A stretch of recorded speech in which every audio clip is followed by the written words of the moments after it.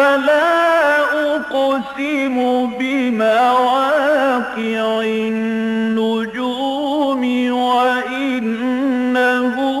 لقسم لو تعلمون عظيم إنه لقرآن كريم في كتاب مكنون لا يمسه إلا المطهرون تنزيل من رب العالمين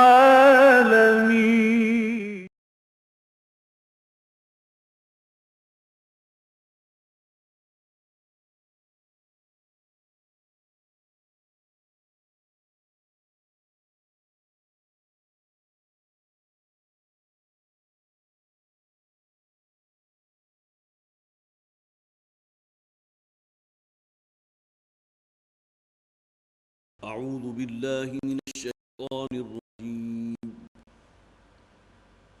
بسم الله الرحمن الرحيم. فناداها من تحتها ألا تحزني قد جعل ربك تحتك سريا وهزي إليك بجذع النخلة تساقط عليك رطبا جنيا فكلي واشربي وقري عينا فإما ترين من البشر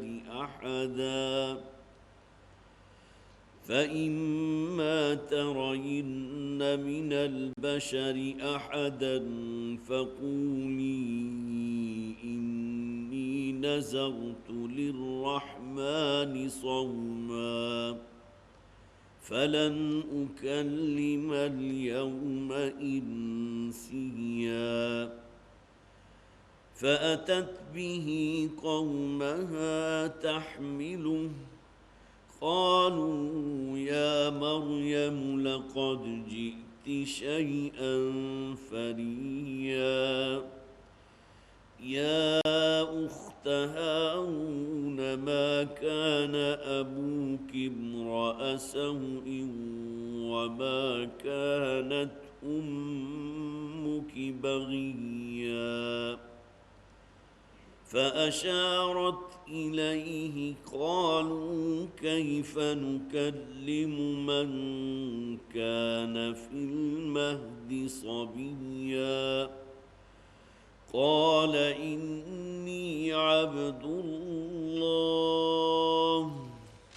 آتاني الكتاب وجعلني نبيا وجعلني مباركا أينما كنت وأوصاني بالصلاة والزكاة ما دمت حيا وبرا بوالدتي ولم يجعلني جبارا شقيا والسلام علي يوم ولدت ويوم أموت ويوم أبعث حيا والسلام علي يوم ولدت ويوم أموت ويوم أبعث حيا صدق الله العظيم. رب اشرح لي صدري ويسر لي أمري واحلل عقدة من لساني يفقهوا قولي. اللهم ألهمنا رشدنا وأعذنا من شرور أنفسنا آمين या रब्बल आलमीन। हज़रत पिछली मरतबा सूरह मरियम में जहाँ से हज़रत मरियम सलामुन अलैहा का जिक्र शुरू हुआ था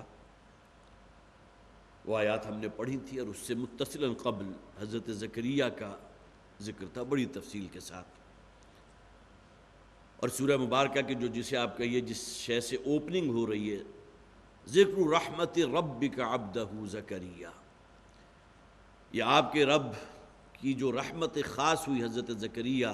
علیہ السلام پر، یہ ان کا ذکر ہے۔ اس کے بعد پورا رکوع ہم نے پڑھا، حضرت زکریا جو بڑھاپے کی عمر کو پہنچ چکے تھے، اللہ تعالیٰ نے کوئی اولاد عطا نہیں فرمائی تھی، جو زوجہ تھی وہ بھی ساری عمر بانجھ رہی تھی، لیکن یہ کہ سورہ آل عمران کی جو آیات ہم نے پڑھی تھی، اس میں جب انہوں نے مشاہدہ کیا حضرت مریم سلام علیہا کے حوالے سے کہ جن کی والدہ نے اگرچہ نظر تو یہ مانی تھی کہ جو میرے بطن میں ہے، جو میرے پیٹ میں ہے، اسے میں اس ہیکل کی، بیت المقدس کی جو ہے خدمت کے لیے وقف کر دوں گی، اللہ تعالیٰ نے بیٹے کی بجائے بیٹی عطا فرما دی۔ وہ آیات ہم نے بڑی تفصیل سے پڑھی تھی، لیکن یہ کہ جو وعدہ انہوں نے کیا تھا اسی کے اوپر قائم رہیں اور اپنی اس بیٹی حضرت مریم سلام علیہا کو وقف کر دیا ہیکل کی خدمت کے لیے۔ پھر یہ کہ اسی عالم میں پھر وہ جوان ہوئی ہیں، انہوں نے اپنے لیے الگ ایک گوشہ اختیار کر لیا اسی ہیکل۔ جب مشاہدہ کیا کہ اللہ تعالیٰ کی خصوصی عنایات ہیں حضرت مریم سلام علیہا پر، اس لیے کہ ہم نے وہاں پڑھا تھا کہ جب وہ ان کے پاس حجرے میں تشریف لے جاتے تھے، اس لیے کہ حضرت مریم کی کفالت ان کے ذمے تھی، یہ رشتے میں حضرت مریم کے خالو لگتے ہیں، تو وہاں دیکھتے تھے انواع و اقسام کے جو ہیں پھل، جو بے موسمی پھل تھے وہ بھی موجود ہوتے تھے، جیسا کہ خاص ترجمہ اگر آپ اپنے سامنے رکھیں۔ اور یہاں یہ بھی مراد لی گئی کہ بڑی حکمت اور دانش کی باتیں وہ کیا کرتی تھی، گویا کہ اللہ تعالیٰ کی طرف سے خصوصی شرف قبولیت عطا ہوا تھا۔ تو اس موقع پر پھر ان کے دل میں جو ایک خواہش تھی، جو آرزو تھی کہ اللہ تعالیٰ مجھے بھی بیٹا عطا فرما دے، اس سے گویا کہ ابتدا ہوئی تھی سورہ مریم کی۔ ذکر رحمت ربک عبدہ زکریا اذ نادى ربہ نداء خفیا قال رب انی وہن العظم منی واشتعل الرأس شیبا ولم اکن بدعائک رب شقیا۔ اے پروردگار، اب تو میری ہڈیاں جو ہیں وہ بھی جسے آپ کہیے چٹخ چکی ہیں، میرا سر بھی جو ہے وہ سفیدی کی جس وجہ سے بھڑک اٹھا ہے، بڑھاپے کی آخری حد کو پہنچ چکا ہوں، تو مجھے کوئی ایک بیٹا عطا فرما دے، تاکہ یہی جو ایک توارث علمی ہے، اس لیے کہ خانوادہ نبوت میں آگے منتقل ہونے والی شے کوئی خاندانی جائیداد نہیں ہوتی، جیسا کہ یہاں کہا گیا تھا یرثنی ویرث من آل یعقوب، خالصتاً ترجمہ کریں کہ جو وارث ہو میرا بھی اور آل یعقوب کا بھی، تو گویا کہ اس کے اندر وہ گنجائش موجود ہے کہ جو بھی روپیہ پیسہ یا مال و دولت ان کے پاس ہو، تو جیسا کہ ہر شخص کی خواہش ہوتی ہے جس کو اللہ تعالیٰ نے اولاد نرینہ نہ عطا کی ہو، تو اس کا نام جو ہے وہ اگلی نسل میں آگے بھی چل سکے، اور پھر یہ کہ جو وراثت مادی ہے وہ کم سے کم اس کو حاصل ہو سکے۔ لیکن یہ کہ یہاں بہرحال یہ بات کسی درجے میں بھی کوئی بھی نبی اور رسول جو ہے ایسا نہیں ہے کہ اس کی وراثت میں بڑی بڑی جائیدادیں ہوں معاذ اللہ، بلکہ وہ وراثت علمی ہوتی ہے، وراثت نبوت ہوتی ہے۔ یرثنی ویرث من آل یعقوب، جو میرا بھی وارث ہوگا اور اس خانوادہ نبوت کا جو ہے وراثت آگے منتقل ہوگی۔ اللہ تعالیٰ نے ان کی اس دعا کو قبول فرمایا، حضرت یحییٰ علیہ السلام عطا فرمایا، ان کا ذکر ہم نے پچھلی مرتبہ تفصیل سے پڑھا تھا۔ اس کے بعد جہاں سے دوسرے رکوع سے حضرت مریم کا جو ذکر شروع ہو رہا ہے، صرف ان آیات کا ترجمہ پڑھ لیجئے کہ جو ہم اس سے پہلے کور کر چکے ہیں۔ وَاذْكُرْ فِي الْكِتَابِ مریم، اے نبی صلی اللہ علیہ وسلم ذرا ان کے سامنے تذکرہ کیجئے اس کتاب میں، قرآن حکیم میں، جو مریم کا بیان ہے۔ اِذِ انتبذت من اہلہا مکانا شرقیہ، جبکہ وہ اپنے گھر والوں سے منتقل ہو گئیں، دور ہو گئیں ایک مشرقی گوشے میں۔ اب گویا کہ وہی سی ہیکل سلیمانی کا کوئی مشرقی گوشہ ہوگا جہاں ایک خاص حجرہ جو ہے وہ وقف کر دیا تھا ان کے خالو حضرت زکریا علیہ السلام نے ان کے لیے کہ یہ عبادت کرتی رہیں وہاں، اور اس ہیکل میں جو بھی تعلیم و تعلم ہے اس کا کام جاری رکھیں۔ فاتخذت من دونہم حجابا فارسلنا الیہا روحنا، اور اس کے بعد پھر انہوں نے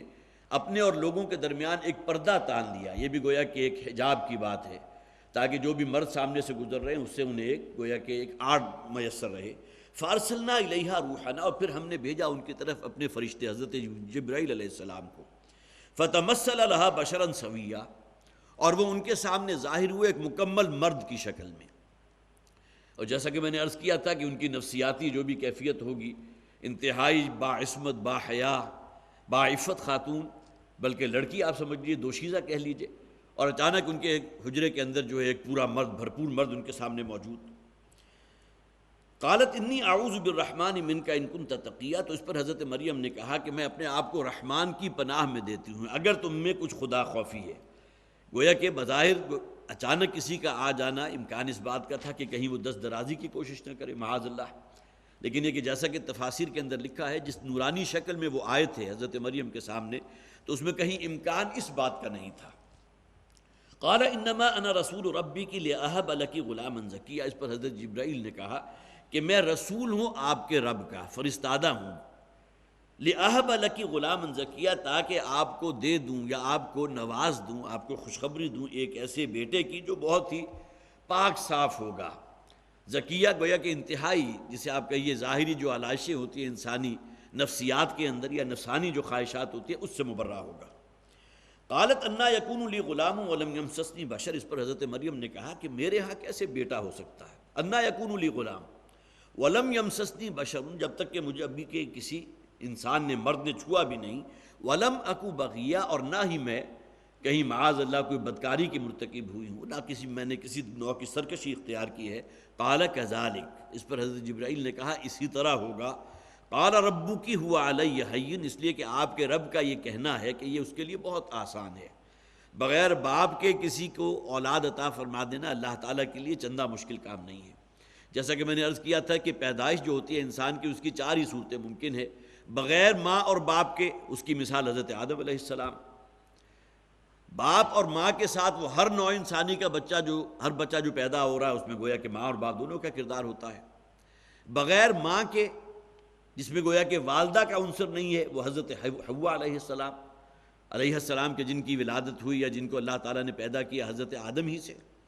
اور پھر یہ کہ بغیر باپ کے جو مثال ہے وہ حضرت عیسیٰ علیہ السلام کی، گویا کہ 4 جو امکانات تھے وہ 4 مثالیں جو ہیں موجود ہیں نوع انسانی میں۔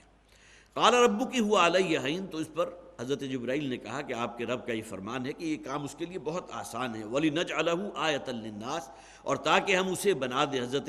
عیسیٰ علیہ السلام کو تمام لوگوں کے لیے ایک نشانی، وَرَحْمَةً مِنَّا، اور خاص اپنی جانب سے ایک رحمت، وَكَانَ أَمْرًا مَقْضِيًّا، اور یہ بات وہ ہے جو طے ہو چکی ہے، وہ شے کہ جو اللہ کی جناب میں فیصلہ ہو چکا۔ فَحَمَلَتْهُ فَانْتَبَذَتْ بِهِ مَكَانًا قَصِيًّا، اور پھر انہوں نے گویا کہ حمل کا وہ پورا پیریڈ جو ہے اس کو گزارا،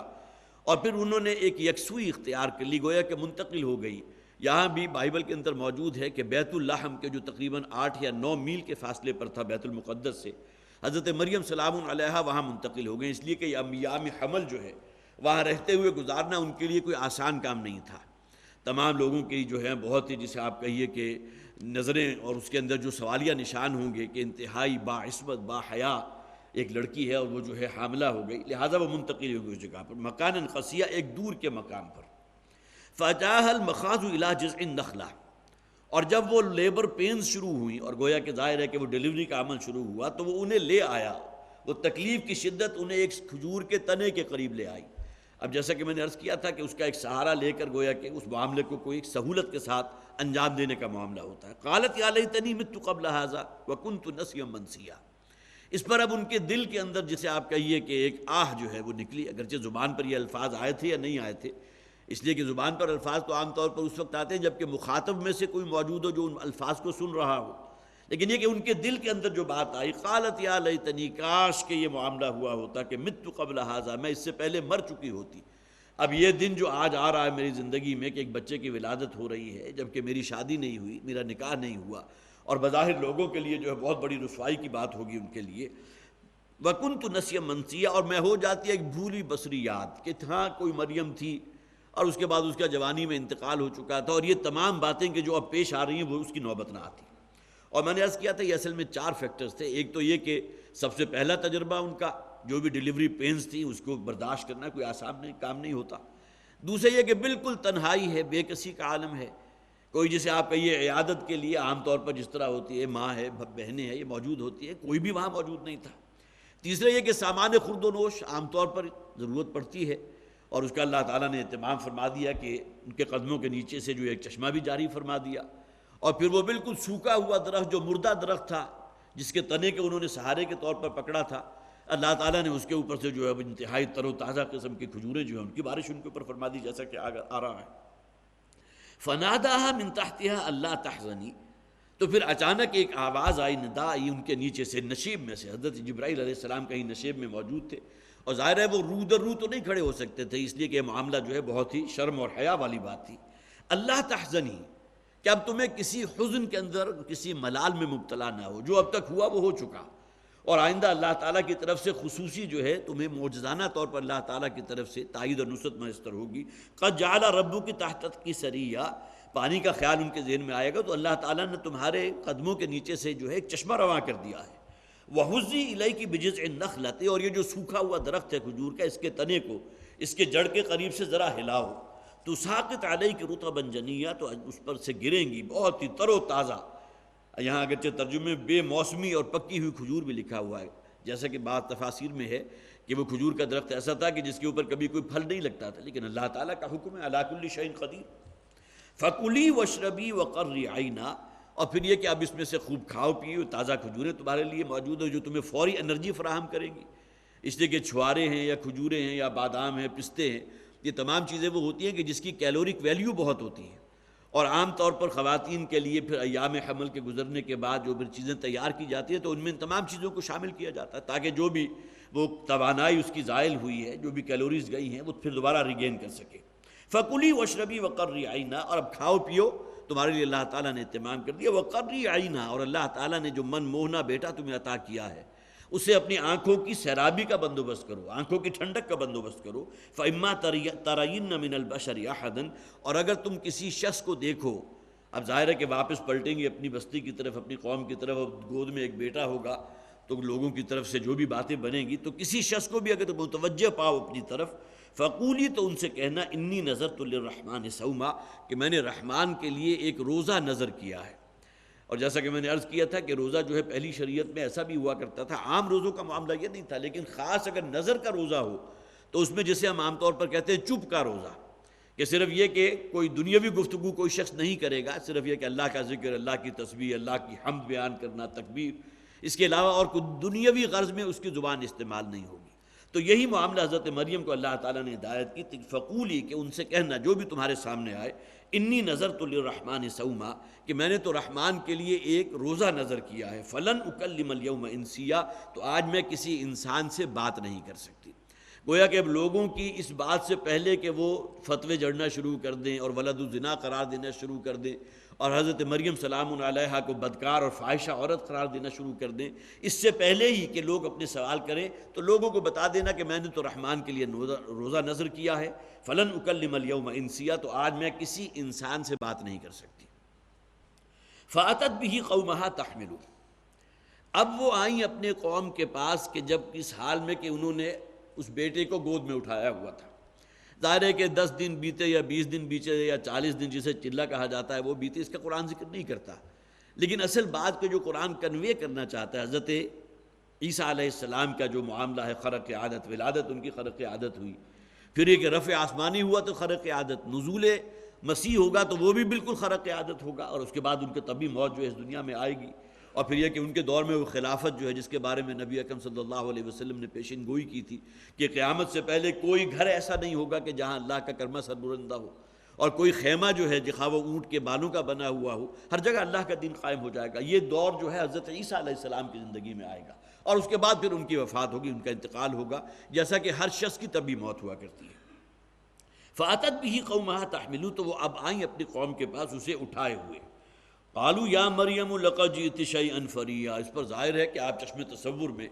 یا تخیل کی نگاہ جو ہے اس میں آپ اس نقشے کو اپنے ذہن میں لا سکتے ہیں کہ حضرت مریم جو ہے وہ کہیں دور کے گوشے سے چلی آ رہی ہیں اس بستی میں، اور ان کے گود میں ایک بیٹا ہے، یہاں سے گئی تھی تو حمل کی حالت میں تھی اور انتہائی باعصمت اور باحیا خاتون، اور اچانک یہ معاملہ ہوا۔ لہٰذا قوم نے کیا کہا، قالوا یا مریم لقد جئت شیئا فریا، تو انہوں نے کہا اے مریم تم تو ایک ایسی شے لے کر آئی ہو جو بہت ہی بری ہے، تم ایک ایسی شے کے ساتھ آ گئے۔ گویا کہ یہ معاذ اللہ ثم معاذ اللہ، یہودی تو کہتے ہیں حضرت عیسیٰ علیہ السلام کو باسٹرڈ، معاذ اللہ، کہ وہ تو ولد الزنا تھے، لہٰذا قوم نے یہ کہا۔ یہودی اس وقت موجود تھے، یہودی علماء موجود تھے۔ حضرت عیسیٰ علیہ السلام کا وہ کلمہ میں نے آپ کو پہلے بھی سنا ہے جو آج بھی تورات میں موجود ہے کہ میں بنی اسرائیل کی گمشدہ بھیڑوں کی تلاش میں آیا ہوں۔ گویا بنی اسرائیل کے جو بھی یہودی علماء تھے وہ بھی موجود تھے، اور حضرت عیسیٰ علیہ السلام کے بارے میں ان کا یہ بات تھی کہ ان کا جو ہے جسے آپ کہیے کہ ناجائز اولاد ہے، معاذ اللہ ثم معاذ اللہ، لقد جئت شیئا فریا، تم یہ بہت بڑا ایک بہتان، بہت بڑی بات لے کر آئی ہو۔ یا اخت ہارون ما کان ابوک امرأ سوء وما کانت امک بغیہ، اب ظاہر ہے کہ اس نے حوالہ کیا دیا ان علماء نے، اے اخت ہارون، ہارون کی بہن۔ یہاں ایک مراد یہ بھی لی گئی ہے کہ حضرت عیسیٰ علیہ السلام کی، حضرت مریم سلام علیہا کے ایک بھائی بھی تھے جن کا نام ہارون تھا، اور ترمذی میں جو ہے ایک روایت بھی موجود ہے جس میں نبی اکرم صلی اللہ علیہ وسلم نے نجران کی طرف جو اپنا ایک وفد بھیجا تھا، تو وہاں غالباً حضرت جابر رضی اللہ تعالیٰ عنہ ساتھ تھے، تو انہوں نے وہاں جا کے سوال کیا تھا، عیسائیوں نے اعتراض کیا اس لیے کہ سورہ مریم نازل ہو چکی تھی کہ حضرت مریم کے بارے میں جو کہا گیا یا اخت ہارون، اے ہارون کی بہن، تو حضرت ہارون تو ان سے گویا کہ 1500-2000 برس پہلے کی شخصیت ہے، قرآن غلط کہہ رہا ہے۔ پھر جب حضرت جابر نے آ کر نبی اکرم صلی اللہ علیہ وسلم سے سوال کیا اور آ کر کہا کہ ان لوگوں نے یہ اعتراض کیا کہ قرآن میں جو حضرت مریم کے لیے اخت ہارون کا لفظ آیا، ہارون حضرت موسیٰ علیہ السلام کے بڑے بھائی، وہ تو ان سے 1500 برس پہلے کی شخصیت ہے، یا فرض کیجئے 1000 برس پہلے کی شخصیت ہے، تو قرآن حکیم کے اندر یہ بات بالکل غلط ہے۔ اس پر نبی اکرم صلی اللہ علیہ وسلم نے فرمایا کہ ہارون نام کا صرف ایک شخص تو تاریخ میں نہیں گزرا، بلکہ آپ نے فرمایا کہ حضرت مریم کے بھائی کا نام بھی تو ہارون ہو سکتا ہے۔ تو گویا کہ اسی روایت کو پھر ہمارے مفسرین نے لیا ہے کہ یا اخت ہارون سے مراد ہارون کی بہن، گویا کہ حضرت مریم کا اپنا ایک بھائی موجود تھا کہ جس کا نام جو ہے ہارون تھا، اور ممکن ہے ان کی سے عمر میں چھوٹا ہو، اس لیے کہ جب یہ پورا معاملہ حضرت مسیح علیہ السلام کی، حضرت عیسیٰ علیہ السلام کی جب ولادت ہوئی ہے تو یقیناً حضرت مریم کی عمر اس وقت 16, 17, 18 برس تو ہوگی نا، تو ان کی پیدائش کے بعد اللہ تعالیٰ نے کیا عجب کہ ان کو ایک بیٹا بھی عطا کیا ہو، اور اسی خانوادے سے چونکہ تعلق تھا، جیسا کہ میں نے پہلے درس میں عرض کیا تھا کہ حضرت مریم جو ہے ان کا تعلق حضرت ہارون کے بڑے بھائی حضرت ہارون کے خاندان سے تھا، حضرت موسیٰ کے بڑے بھائی، تو گویا کہ اس نسبت سے بھی اخت ہارون کہا جا سکتا ہے کہ ہارون کا جو خانوادہ چل رہا ہے حضرت موسیٰ کے بڑے بھائی سے جو نسل چلی ہے، اسی کی ایک فرد حضرت مریم سلام علیہا۔ یا اخت ہارون ما کان ابوک امرأ سوء، کہ تمہارا باپ عمران جو ہے وہ بھی کوئی برا اور بدکار آدمی نہیں تھا، وما کانت امک بغیہ، اور نہ ہی تمہاری والدہ جو تھی، گویا کہ عمران کی بیوی جو حضرت مریم کے والد ہیں، ان کی بیوی ان کی والدہ ہوئی، تو ان کے بارے میں بھی کہا کہ وہ بھی کچھ سرکش نہیں تھی، خدا نخواستہ بدکار عورت نہیں تھی۔ یہ تم جو یہ اتنا بڑا ایک طوفان باندھ لائی ہو کہ بغیر شادی کے تمہارے ہاں ایک جو ہے وہ بیٹے کی ولادت ہو گئی، یہ تو بہت بری بات ہے جو تم نے کی ہے۔ لقد جئت شیئا فریا فاشارت الیہ، یہاں دیکھیے الفاظ نوٹ کیجیے، حضرت مریم نے اپنی زبان سے کچھ نہیں کہا، اس لیے کہ وہ تو کہہ چکی تھی،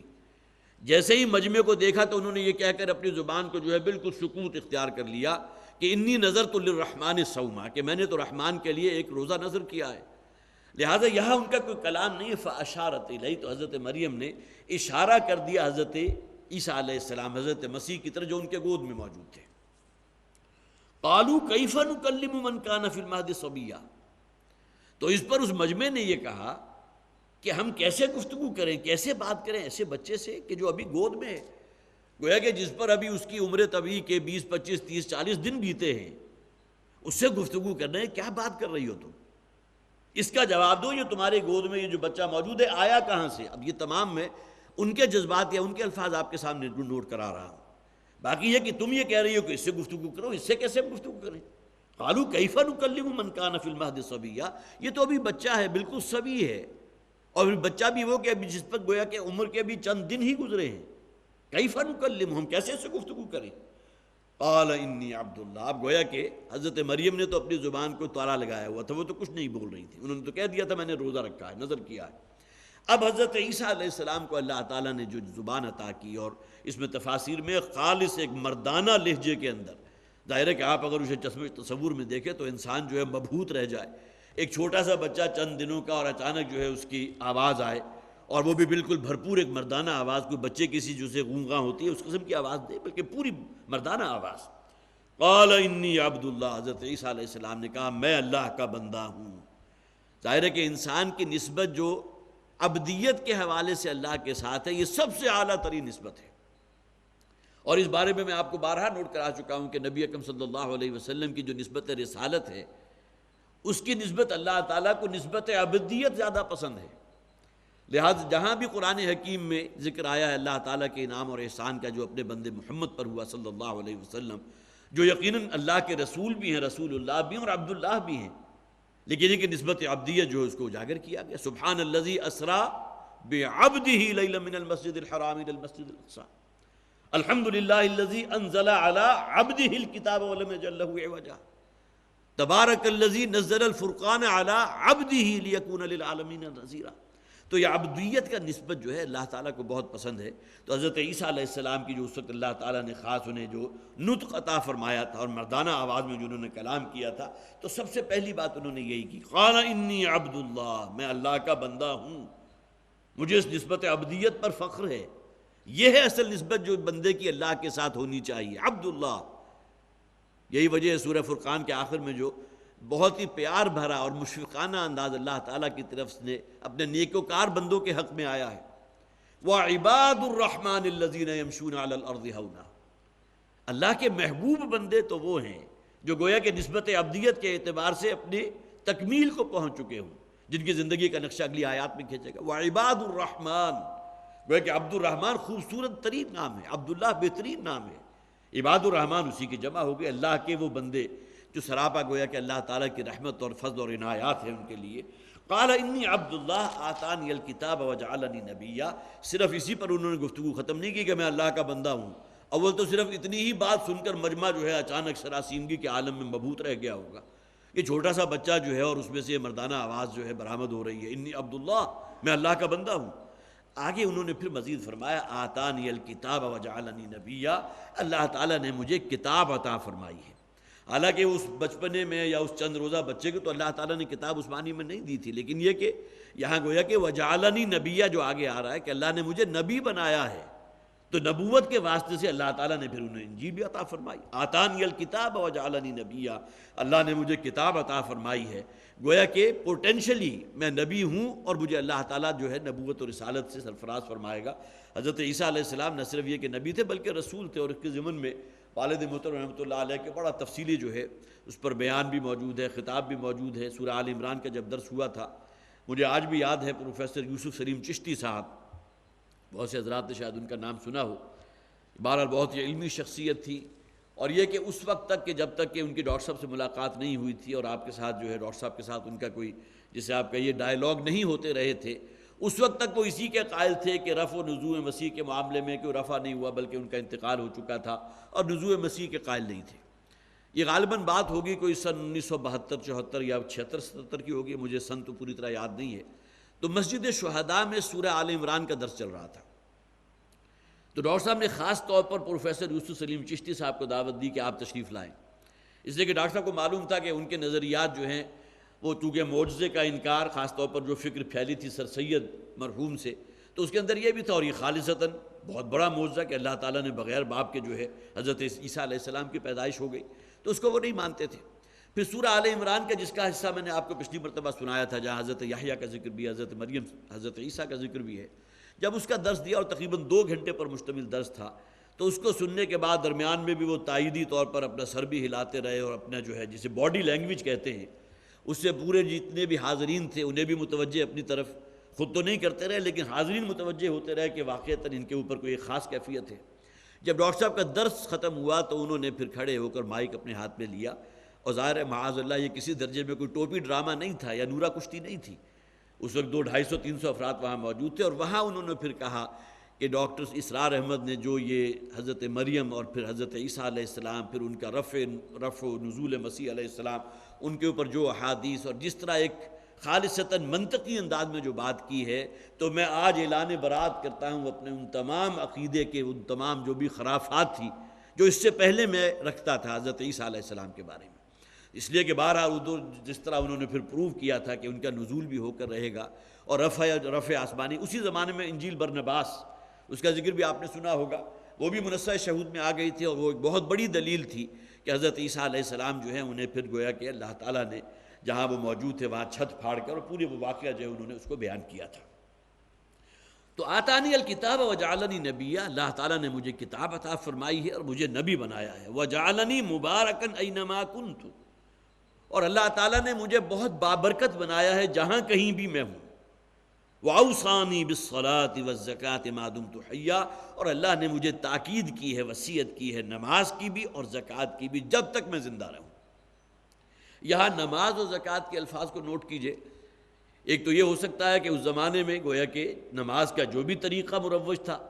نماز اس شکل میں جو اب ہم پڑھتے ہیں، امت محمد صلی اللہ علیہ وسلم اس شکل میں جو نماز ادا کر رہی ہے، اس سے پہلے جو شرائع آسمانی تھے اس میں اس شکل میں نماز نہیں تھی۔ جیسا کہ قرآن حکیم میں ہے، جو لوگ بھی اپنے آپ کو حضرت ابراہیم علیہ السلام کے دین کو پیروکار سمجھتے تھے، خاص طور پر مشرکین مکہ، تو قرآن میں ذکر کیا کیا گیا، وَمَا كَانَ صَلَاتُهُمْ عِنْدَ الْبَيْتِ إِلَّا مُكَاءً وَتَصْدِيَةً، کہ ان لوگوں کی جو نماز تھی وہ کیا تھی؟ بیت اللہ کے گرد وہ جو ہے وہ چکر لگاتے تھے اور سیٹیاں بجاتے تھے، تالیاں پیٹتے تھے اور سمجھتے تھے کہ ہم نماز ادا کر رہے ہیں۔ گویا کہ نماز کے جو بھی مختلف ارکان ہیں اس کے اندر سیٹیاں بجانا بھی اس کا رکن تھا اور تالیاں پیٹنا بھی رکن تھا، اور بالکل مادرزاد برہنہ ہو کر گویا کہ وہ اس بیت اللہ کا طواف کرنا ان کے نزدیک بہت اعلیٰ درجے کی نیکی تھی۔ اب نماز کی کوئی نہ کوئی شکل جو ہے اللہ سے اپنا تعلق قائم کرنے کی، اس شکل میں جو ہم ادا کرتے ہیں شاید اس شکل میں نہ ہو، لیکن یہ کہ کسی نہ کسی شکل میں تو موجود تھی۔ اور اسی طرح پھر یہ ہے کہ زکوٰۃ کا بھی کوئی نہ کوئی نظام، یہ زکوٰۃ جو ہے یہ تو بہرحال اس امت محمد پر ایک خاص نصاب کے اعتبار سے وہ فرض قرار دے دی گئی، لیکن اس سے پہلے بھی زکوٰۃ کا کوئی نہ کوئی نظام ہوگا۔ یا یہ کہ اگر خالص لغوی اعتبار سے لیں گے تو صلاۃ کے معنی ہے متوجہ ہونا، اپنے آپ کو اپنے رب کی طرف متوجہ کرنا، یہ گویا کہ صلاۃ۔ تو جو بھی طریقہ انسان اختیار کرے، قبلہ روح ہو کر بیٹھے یا بیت المقدس کی طرف، اس لیے کہ عیسائی موجود تھے اس کی طرف، یا ہیکل سلیمانی، اور بیت اللحم کے بارے میں موجود ہے کہ بیت اللحم کے جس جگہ حضرت عیسیٰ علیہ السلام کی ولادت ہوئی تھی تو عیسائیوں نے اسی جگہ کو جو ہے جائز سجدہ بنا دیا، گویا کہ ان کا وہ قبلہ بن گیا، بیت اللحم ان کا قبلہ بن گیا، وہ اسی کے گرد جو ہے وہ گویا کہ اسی کو اپنا مرکز مانتے ہوئے سجدہ ریز ہوتے تھے۔ اب یہ تمام خرافات ان لوگوں کے اندر موجود تھی، لیکن خالصتاً اگر اصطلاحی اعتبار سے بھی آپ لیں گے تو صلاۃ کے معنی ہے متوجہ ہونا اللہ کی طرف، اپنے حضور قلبی کے ساتھ اللہ کی طرف متوجہ ہونا۔ اور زکوٰۃ کے معنی کیا ہے؟ اپنے آپ کو نفسانی آلائشوں سے گویا کہ نجات دلانا۔ جو بھی ایک جو انسان کے اندر اینیمل انسٹنکٹس ہے، حیوانی جبلتیں ہیں، پھر یہ کہ جسے آپ کا یہ پست قسم کی خواہشیں ہیں، آرزویں ہیں، حسد ہے، اسی طرح جو ہے وہ طمع ہے، لالچ ہے، یہ تمام نجاستیں جو ہے ان سے اپنے آپ کو پاک صاف کر لینا، یہ زکوٰۃ ہے۔ تو اگر آپ لغت کے اعتبار سے لیں گے، اوصانی بالصلاۃ والزکوٰۃ، گویا کہ دونوں کو اگر لغوی طور پر لیں کہ اللہ نے مجھے وصیت کی ہے کہ اپنے آپ کو ہمتاً متوجہ رکھوں اللہ کی طرف، اور اس کے لیے جو بھی ذریعہ اس وقت موجود تھا اس کو اختیار کروں، اور پھر یہ کہ اپنے آپ کو نفسانی خواہشات اور نفسانی نجاست اور آلائشوں سے پاک رکھوں ما دمت حیہ، جب تک کہ میں زندہ رہوں۔ وبرم بوالدتی، اور پھر اللہ ہی نے مجھے حکم دیا اپنی والدہ کے ساتھ حسن سلوک کا، یا خاص طور پر اللہ کا حکم اس معنی میں نہیں، ورنہ یہ تو ان بدیہی حقائق میں سے ہے کہ جو حضرت آدم سے لے کر جب تک نوع انسانی ہے یہ وہ چیزیں جو ہمیشہ سے اچھی سمجھی جاتی رہیں، اپنے بزرگوں کا احترام کرنا، والدین کی عزت اور احترام کرنا، ان کی فرما برداری اختیار کرنا، اور خاص طور پر نبی اکرم صلی اللہ علیہ وسلم نے اپنی ایک حدیث میں والدہ کے حق کو جس طرح جو ہے 3 گنا فائق قرار دیا والد کے حق پر، تو وبرم بوالدتی، اور اپنی والدہ کے حق میں سراپا مجسم نیکی بن جاؤں، اس کی بھی مجھے اللہ نے تاکید کی، اللہ نے وصیت کی ہے۔ یہاں والدتی کا لفظ کو نوٹ کیجئے، اس لیے کہ بغیر باپ کے ان کی پیدائش ہوئی ہے، ورنہ عام طور پر جو بوالدیہ، اس سے پہلے جو ہم نے پڑھا تھا حضرت یحییٰ علیہ السلام کا ذکر، وحنانا من لدنا وزکاۃ وکان تقیہ وبرم بوالدیہ، حضرت یحییٰ کے لیے الفاظ کیا آئے تھے کہ میں نیکی کرنے والا بن جاؤں اپنے والدین کے حق میں، بوالدیہ یہاں دونوں مراد ہیں، لیکن حضرت عیسیٰ علیہ السلام کا ذکر آیا تو چونکہ یہاں والد کا معاملہ تو نہیں ہے، وہ اللہ تعالیٰ کے کلمہ کن کا نتیجہ تھے، وبرم بوالدتی، اور سراپا نیکی بن جاؤں، گویا کہ مجسم نیکی اختیار کروں، فرما برداری اور ادب اور احترام تمام چیزیں اس میں آ جائیں گی اپنے والدہ کے لیے۔ وَلَمْ يَجْعَلْنِي جَبَّارًا شَقِيًّا، اور اللہ تعالیٰ نے مجھے جو ہے کہیں کوئی جبار نہیں بنایا، میرے کوئی سرکشی نہیں رکھی یا کوئی بدبختی اور شقاوت نہیں رکھی، وہ شقیہ، اور نہ ہی مجھے بدبخت بنایا، معاذ اللہ۔ اس لیے کہ یہودی لوگ تو جو کہتے تھے جب اگر ہو ہی تم ولد الزنا معاذ اللہ ثم معاذ اللہ، تو ظاہر ہے کہ بدبختی اور شقاوت جو ہے اس معاشرے میں بھی کسی ایسے بچے کے بارے میں وہی تصورات تھے جو آج کل بدقسمتی سے ہمارے ہاں ہیں۔ لہٰذا عام طور پر جو اگر اس قسم کا کوئی معاملہ ہو بھی جائے کہ نکاح کے اس ویڈ لاک کے بغیر کہیں کوئی اولاد جو ہے پیدا ہو جائے تو اس کو چھپایا جاتا ہے یا اس کو دے دیا جاتا ہے تاکہ اس کا آگے کا مستقبل جو ہے وہ اتنا تاریک نہ ہو کہ جو بھی دیکھے تو اسے معلوم ہو کہ یہ جو ہے بالکل اس کا تو نسب ہی متعین نہیں ہے، کچھ معلوم نہیں اس کا باپ کون تھا۔ تو ان کے جو اعتراضات تھے اس کو یہاں گویا اس کی نفی کر دی، وَلَمْ يَجْعَلْنِي جَبَّارًا شَقِيًّا، اور معاذ اللہ، اللہ تعالیٰ نے مجھے بدبخت اور شقی نہیں بنایا۔ وَالسَّلَامُ عَلَيَّ يَوْمَ وُلِدتُّ وَيَوْمَ أَمُوتُ وَيَوْمَ أُبْعَثُ حَيًّا، اور سلامتی ہے مجھ پر۔ یہاں کنٹراسٹ نوٹ کیجئے، جہاں حضرت یحییٰ کا ذکر تھا وہاں الفاظ کیا تھے؟ وَسَلَامٌ عَلَيْهِ يَوْمَ وُلِدَ وَيَوْمَ يَمُوتُ وَيَوْمَ أُبْعَثُ حَيًّا، وہاں اللہ تعالیٰ کی طرف سے کلام ہو رہا ہے کہ سلامتی ہے اس پر، گویا کہ اللہ تعالیٰ کی طرف سے سلامتی ہے کس پر؟ حضرت یحییٰ پر، کہ جس دن وہ پیدا ہوئے، یوم ولد و یوم یموت، اور جس دن وہ مریں گے یا ان کا انتقال ہوگا، و یوم یبعث حیا، اور جس دن انہیں دوبارہ زندہ کیا جائے گا۔ لیکن یہاں حضرت عیسیٰ علیہ السلام نے خود اپنی زبانی، یہ چونکہ خود کلمت اللہ ہے، روح اللہ ہے، حضرت عیسیٰ علیہ السلام کو روح اللہ بھی کہا جاتا ہے، اس لیے کہ اللہ تعالیٰ نے جس فرشتے کو، جس کے لیے یہاں سورہ مریم کے الفاظ جو ہم نے پڑھے تھے، فارسلنا الیہا روحنا، کہ ہم نے ان کی طرف اپنی روح کو بھیجا، یہاں مراد حضرت جبرائیل علیہ السلام ہے، تو حضرت عیسیٰ علیہ السلام کو روح اللہ بھی کہا جاتا ہے۔ تو یہاں یہ الفاظ جو ہیں والسلام علیہ، اور سلامتی ہو مجھ پر، یوم ولدت کو جس دن میری پیدائش ہوئی، و یوم اموت اور جس دن میری موت واقع ہوگی یا میرا انتقال ہوگا، یہ طبعی موت ہے، اس لیے کہ ہمارا عقیدہ ہے کہ یہ دنیاوی جو موت، طبعی موت ہے، وہ حضرت عیسیٰ علیہ السلام پر ابھی تک نہیں آئی۔ اور جیسا کہ میں نے ابھی حوالہ دیا تھا برنباس کا، وہاں یہ بات بالکل واضح ہو جاتی ہے کہ جس شخص نے مخبری کی تھی، اللہ تعالیٰ نے اس کی شکل کو تبدیل کر دیا۔ اللہ تعالیٰ کے لیے تو کام مشکل نہیں ہے۔ اب جب وہ آئے ہیں رومی جرنیل پکڑنے کے لیے حضرت عیسیٰ علیہ السلام کو، اور تمام لوگ جو اس وقت سوئے ہوئے تھے، ان کے حواری وہ بیدار ہوئے، اور انہوں نے دیکھا اس شخص کو کہ جو بہو وہی تھا، وہی پوشاک اس نے پہنی ہوئی تھی جو حضرت عیسیٰ علیہ السلام کی تھی، اور اسی جیسی شکل و صورت تھی۔ اب یہ وہ تھا جس نے مخبری کی تھی، جس نے غداری کی تھی حضرت عیسیٰ علیہ السلام کے ساتھ۔ اللہ تعالیٰ نے اس موقع پر حضرت عیسیٰ علیہ السلام کو، اس روایت کے اندر برنباس کی انجیل میں یہ بھی ہے کہ چھت پھٹی ہے، اللہ تعالیٰ نے حضرت عیسیٰ علیہ السلام کے رفع آسمانی ہو گیا، اٹھا لیا اوپر، اور اس بدبخت کی کہ جس نے یہ ایک غداری کی تھی، اس کی شکل تبدیل کر دی۔ لہذا رومی جرنیل اس کو پکڑ کر لے کر گئے، اور جو انتہائی دردناک موت ہوئی ہے، سولی والی موت، وہ اس شخص کی ہوئی ہے۔ تو والسلام علیہ یوم ولدت و یوم اموت، یہ جو عمر طبی ابھی حضرت عیسیٰ علیہ السلام نے گزارنی ہے نزول مسیح کے بعد، اس کی طرف اشارہ ہے، و یوم ابعث حیا، اور جس دن کے پھر مجھے دوبارہ زندہ کھڑا کیا جائے گا۔ میں نے عرض کیا تھا کہ یہ 3 موقع ہوتے ہیں ایک تکلیف کے لیے۔ ظاہر والدہ کے لیے بڑی تکلیف ہے کہ جس وقت کوئی ولادت کا معاملہ ہو رہا ہو، وہ شخص کے جو اس عالم سے گزر رہا ہو جسے ہم سکرات موت کہتے ہیں، یا موت کا جو کرب ہے، یا روح نکلنے کا جو منظر آپ نے احادیث میں بھی پڑھا ہے، فاسق و فاجر بندے کی روح کیسے نکلتی ہے اور نیکوکار بندے کی روح کیسے نکلتی ہے، اب یہ بھی بہت ہی تکلیف کا وقت ہوتا ہے۔ اور تیسرے یہ کہ وہ سب سے بڑا یوم الحسرہ جسے کہا گیا، سب سے بڑی تکلیف والا دن وہ ہوگا کہ جس دن اللہ کے حضور جو ہے جواب دہی کے لیے پیش کیا جائے گا۔ تو یوم اموت، یوم ولدت و یوم اموت و یوم ابعث حیا، سلامتی ہے مجھ پر کہ جس دن میری پیدائش ہوئی تھی، اور جس دن میری موت واقع ہوگی، اور جس دن مجھے دوبارہ زندہ کھڑا کیا جائے گا۔ ما کان للہ ان یتخذ من ولد، اب یہاں دیکھیے کہ عیسائیوں نے انہیں اللہ کا بیٹا بعد میں قرار دے دیا۔ قرآن حکیم جس طرح آپ ایک چیپٹر ہوتا ہے نا کہ جس میں ابتدائی حالات ہے، پھر نوجوانی کے حالات ہے، جوانی کے، ادھیڑ عمری کے، اور بالآخر جو اینڈ آف دا چیپٹر ہوتا ہے، یہ نہیں ہے، بلکہ قرآن حکیم میں بہت سے مقامات جو ہے کسی اور مقام پر آ گئے تو وہاں ادھر سے اس کو بالکل سکپ کر دیا، اور کسی اور اعتبار سے کہیں اور بات آ رہی ہے تو یہاں بہت ہی اختصار کے ساتھ اس کی بات آ رہی ہے۔ ما کان للہ ان یتخذ من ولد، اللہ کے لیے ہرگز یہ بات شایان شان نہیں ہے کہ اللہ کو یہ بات جو ہے لائق نہیں ہے، ما کان للہ ان یتخذ من ولد، کہ اللہ اپنے لیے کسی کو اولاد منتخب کر لے۔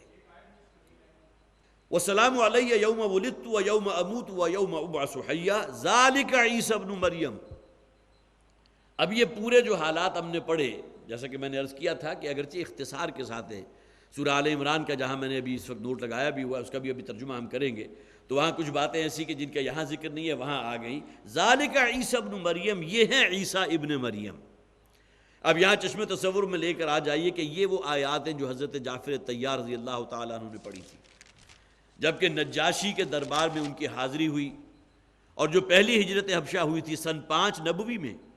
جبکہ 11 مرد اور 4 خواتین، اور پھر دوسری قسط کے اندر جو ہے کل مل کر 83 مرد ہو گئے تھے، اور انہوں نے اپنے آپ کو اپنا نمائندہ بنایا تھا حضرت جعفر طیار کو رضی اللہ تعالیٰ عنہ۔ اور ادھر سے آئے تھے 2 افراد مکہ سے ان لوگوں کو واپس لانے کے لیے کہ ہمارے بھگوڑے ہمیں واپس کرو۔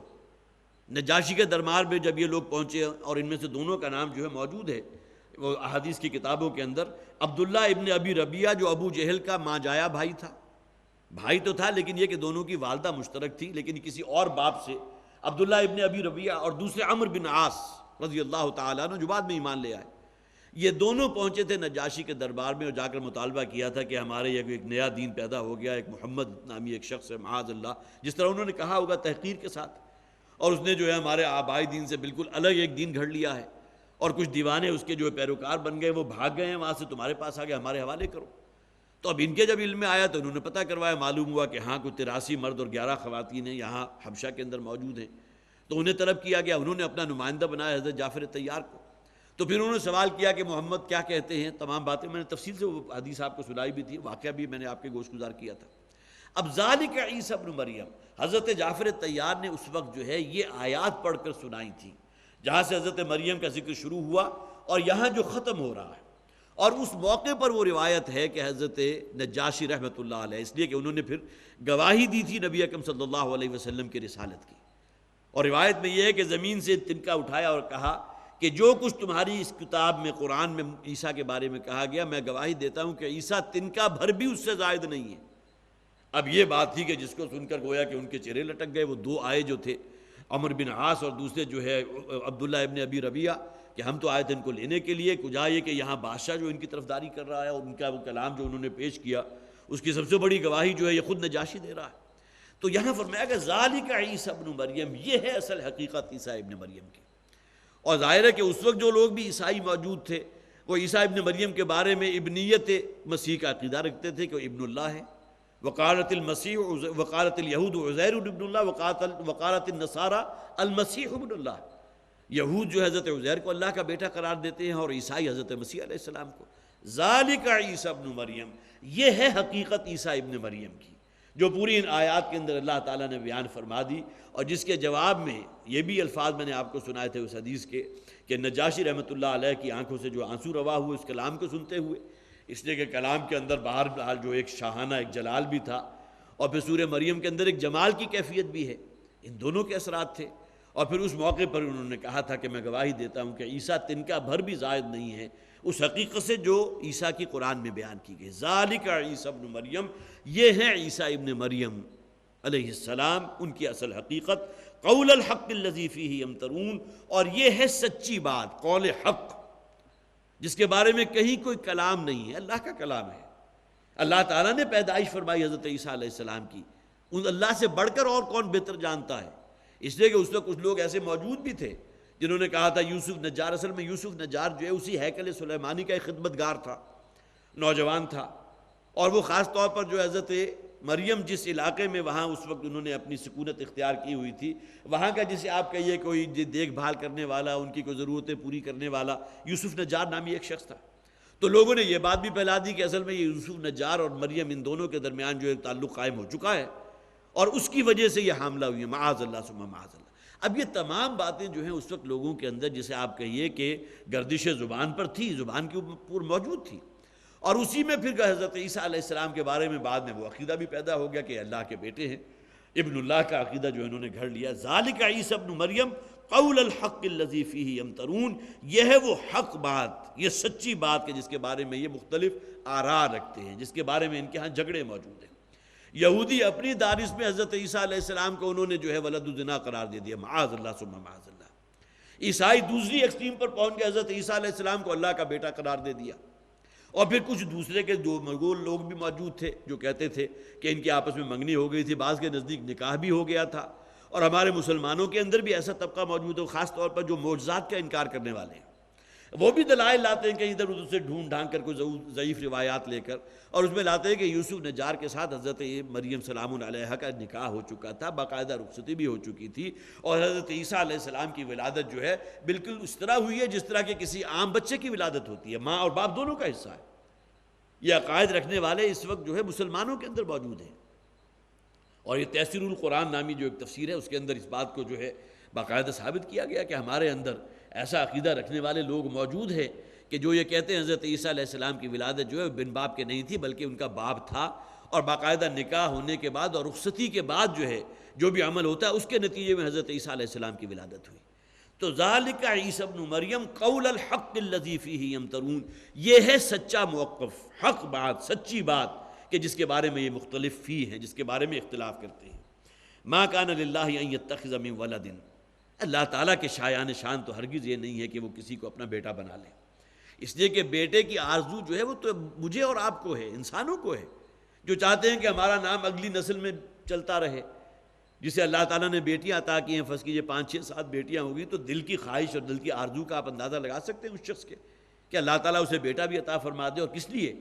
تاکہ یہ کہ بیٹے سے اب جو آگے اولاد چلے گی تو گویا کہ اس کا سلسلہ جو ہے منقطع نہیں ہوگا۔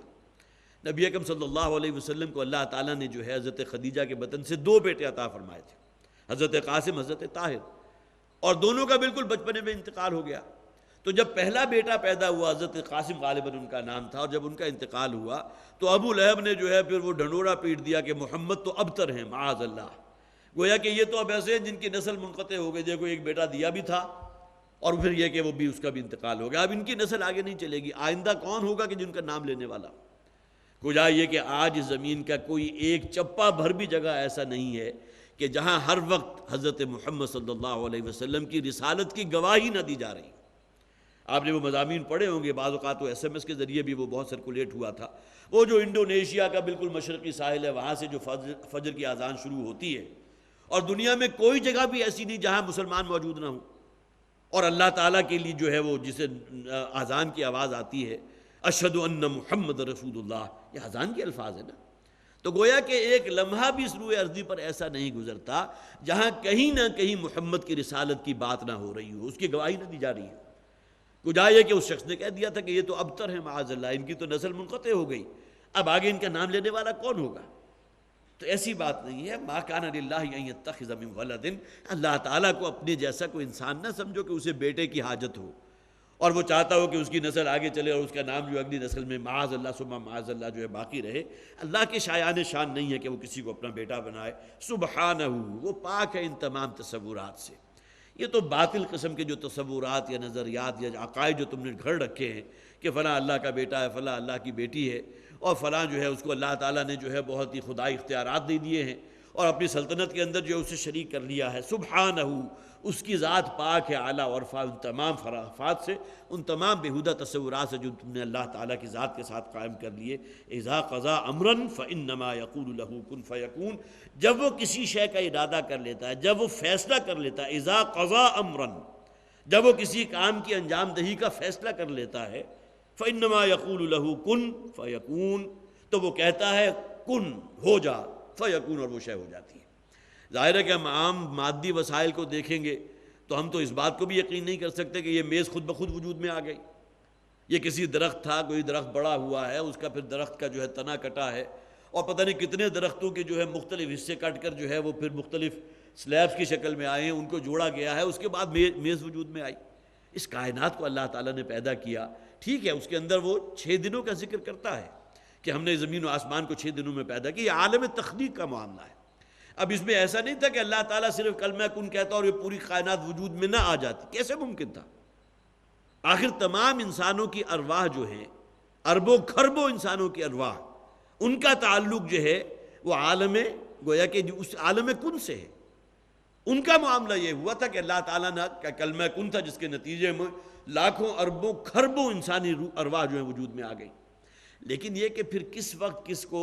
گویا کہ جنین مادر کے اندر، رحم مادر کے اندر بچے کی شکل میں تبدیل ہو کے کس وقت اس دنیا میں آنا، یہ اللہ تعالیٰ کی اپنی حکمت ہے، اللہ کا اپنا فیصلہ ہے۔ لیکن اللہ تعالیٰ کے بارے میں یہ فرما دیا گیا، اس کی شان کن فیکونی کا عالم، اذا قضا امرا فانما یقول له کن فیکون، جب وہ ارادہ فرما لیتا ہے کسی شے کا تو وہ کہتا ہے ہو جا، اور وہ شے ہو جاتی ہے۔ وان اللہ ربی وربکم فاعبدوہ، اور جان لو اللہ ہے کہ جو میرا بھی رب ہے اور تمہارا بھی رب ہے۔ اب یہاں اختلاف ہے کہ آیا یہ الفاظ جو ہیں یہ بھی حضرت عیسیٰ علیہ السلام کے ہیں، یا یہ کہ اللہ تعالیٰ کی وحی ہے جو محمد رسول اللہ صلی اللہ علیہ وسلم پر ہوئی تاکہ جو مخاطبین ہیں آپ کے ان کو سنا دی جائے۔ زیادہ اتفاق اس بات پر ہے کہ آگے جو الفاظ آ رہے ہیں وہ گویا کہ اب وہ وحی ہے جو حضور پر نازل ہوئی ہے، جس کے اولین مخاطب مشرکین مکہ تھے، ان اللہ ربی وربکم فاعبدوہ۔ یہ حقیقت اٹل ہے کہ میرا اور تمہارا رب ایک ہے، وہ خدا واحد ہے، لم یزل ہے، لا شریک ہے، اس کے سوا اور کوئی عبادت کے لائق نہیں، وہ ہے جو تمہارا اور میرا رب ہے۔ فاعبدوہ، لہذا اسی کی بندگی اور اطاعت اختیار کرو، اسی کی بندگی، اسی کی عبادت، اسی کی اطاعت، اسی سے محبت۔ ھذا صراط مستقیم، یہ ہے سیدھا راستہ۔ گویا کہ صراط مستقیم کو اگر آپ صرف ایک اصطلاح میں بیان کرنا چاہیں وہ عبادت رب ہے، اپنے آپ کو اللہ کی بندگی میں دے دینا۔ یہ وہ شاہراہ ہے کہ جو بالآخر اللہ کی رضا تک اور آخرت کی فوز و فلاح اور کامیابی تک آپ کو پہنچا دے گی۔ ان اللہ ربی و ربکم فاعبدوہ ھذا صراط مستقیم، اسی کی عبادت اور بندگی میں لگے رہو، یہی ہے وہ سیدھا راستہ۔ سورہ فاتحہ کے اندر ہم اللہ سے کیا طلب کرتے ہیں؟ اہدنا الصراط المستقیم، اے پروردگار ہمیں سیدھی راستے پر چلا دے، ہمیں دکھا دے، ہماری رہنمائی فرما دے۔ ہدایت کے راستے جو ہے مختلف مدارج ہیں، ایک تو یہ رہنمائی کر دینا کہ یہ سیدھا راستہ، اس پر چل پڑو، ایک یہ کہ انگلی پکڑ پر اس راستے پر چلا دینا، یہ بھی ہدایت کی دوسری منزل ہے، اور تیسری منزل ہدایت کی یہ ہے کہ اس راستے پر چلاتے ہوئے بالآخر منزل مقصود تک پہنچا دینا۔ تو اہدنا الصراط المستقیم، ہم سب لوگ جو ہیں اللہ کے حضور صراط مستقیم کے طالب ہیں۔ اللہ سے جو شے طلب کرنے والی ہے وہ ہدایت ہے، صراط مستقیم ہے، اور اس کے لیے ایک اصطلاح جو یہاں آئی فاعبدوہ، اسی کی بندگی اور اسی کی غلامی اور اسی کی اطاعت اور فرما برداری اختیار کرو۔ ھذا صراط مستقیم، یہ ہے وہ سیدھی راہ، وہ سیدھا راستہ۔ اور واقعہ میں نے بارہا آپ کو سنایا، حضور نے ایک موقع پر مسجد نبوی میں آپ موجود تھے، آپ کے ہاتھ میں ایک چھڑی تھی۔ ظاہر ہے آج تو مسجد نبوی کا صحن آپ دیکھیے تو کہاں سے، اسپین سے، پتہ نہیں کہاں سے بہترین پتھر جو ہے لگا ہوا ہے، اس زمانے میں کچا صحن ہوتا تھا۔